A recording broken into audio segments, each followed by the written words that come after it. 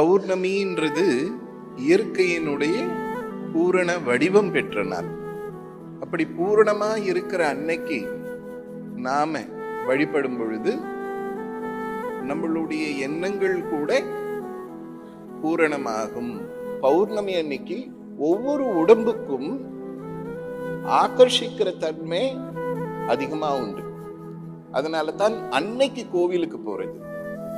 அப்படி கோவிலுக்கு போகும் பொழுது அங்கே ஆகர்ஷிச்சு இருக்கக்கூடிய சக்தியை இந்த உடம்பு என்ன பண்ணும்னா அங்கிருந்து ஆகர்ஷணம் பண்ணி.